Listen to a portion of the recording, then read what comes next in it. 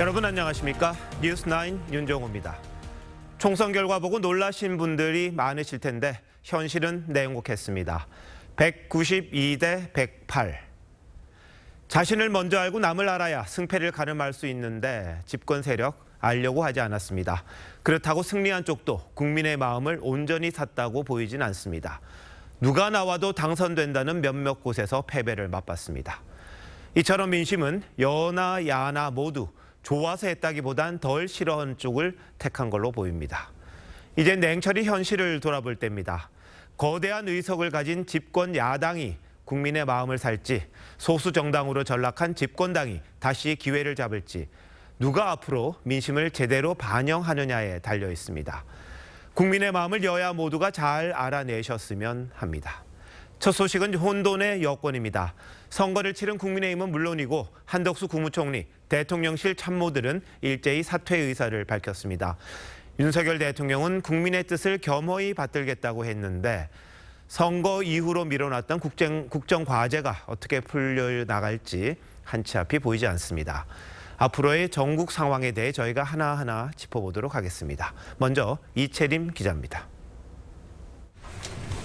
오전 10시 30분 22대 총선 개표가 모두 마무리된 직후 윤석열 대통령이 메시지를 냈습니다. 총선에서 나타난 국민의 뜻을 겸허히 받들어 국정을 쇄신하고 경제와 민생 안정을 위해 최선을 다하겠습니다. 이런 말씀을 주셨습니다. 대통령실은 윤 대통령이 어떠한 선거 결과든 국정 수행에 대한 국민의 평가로 생각한다며 참패의 원인을 되돌아보는 시간이 있을 거라고 했습니다. 또 야권과의 협조와 소통에도 적극적으로 나설 거라며 국정 기조의 변화를 시사했습니다.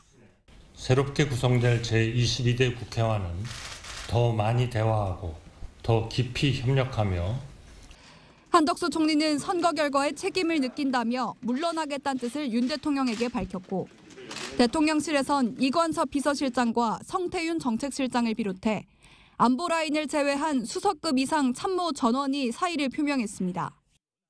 비서실장과 정무 홍보수석이 우선 교체되고 정책 라인은 유임될 가능성이 있습니다. 한 총리는 후임 인선 과정이 마무리된 뒤 물러날 것으로 보이는데 총리 교체와 함께 장관 다수가 함께 바뀌는 중폭 규모의 개각도 거론됩니다.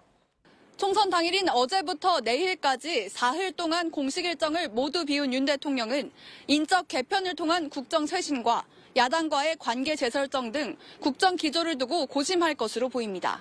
TV조선 이채리입니다.